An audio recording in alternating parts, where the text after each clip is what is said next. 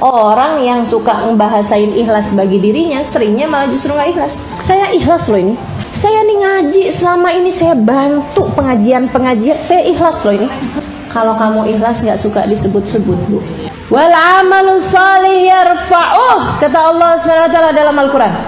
Dan amal soleh, Allah lah yang mengangkat amal soleh tersebut. Para ulama bilang, cirinya amal itu kalau diterima sama Allah SWT keangkat.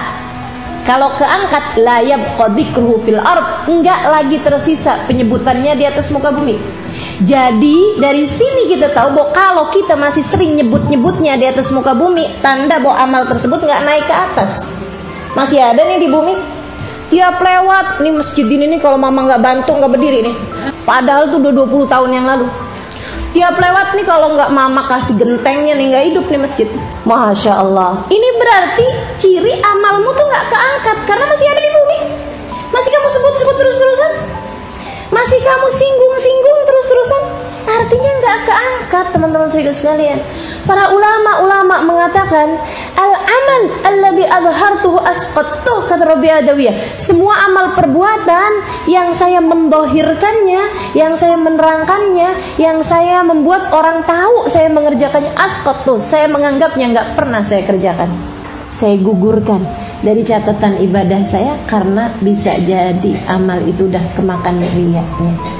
Hati-hati teman-teman sekalian, meniat nih, urusan niat bukan main-main, bukan main-main. Maka di saat kita nih lagi kerja gitu ya, niat dalam hati nih, gak usah disampai-sampai saya kerja nih tujuannya begini, gak usah. Raqib atid itu ada di dalam dirimu, gak usah kamu kasih keterangan panjang lebar ya. Raqib atid tuh gak pernah minta mewawancara kamu, interview. Ayo coba, kamu ngaji nih tujuannya apa? Tanya sama malaikat raqib. Saya mau mencari ridha Allah, gitu kan? Oh, udah nggak usah pakai interview kayak begitu. Dia ada di dalammu, tahu persis seperti apa niatmu. Maka nggak usah kamu terang-terangin sama orang lain, teman-teman sekalian. Termasuk dalam kamu bekerja, termasuk dalam kamu mencari nafkah, mencari rizki. Perhatiin betul niat kamu itu untuk apa. Niatnya mau gimana dong? Niat biar kita nggak jadi orang yang berharap dari orang lain. Minta-minta sih enggak, saya rasa. Tapi berharap dari orang lain. Karena kalau kita susah, kita nggak punya, akhirnya kita berharap dari orang lain. Kan gitu ya? Nah, jadi tujuannya jangan sampai jadi orang yang berharap dari orang lain. Gitu. Jadi majelis nggak dikasih, nggak apa-apa. Orang saya niatnya, tujuannya bukan untuk itu kok. Saya mencari rizki dunianya bukan lewat jalan itu. Kan gitu ya?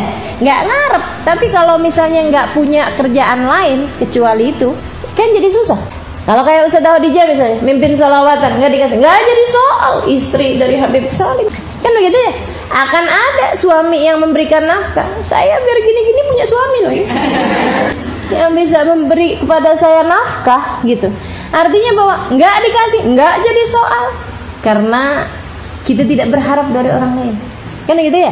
Nah itu, jadi teman-teman sekalian, ketika kamu bekerja, niatnya buat membuatmu tidak berharap dari orang lain.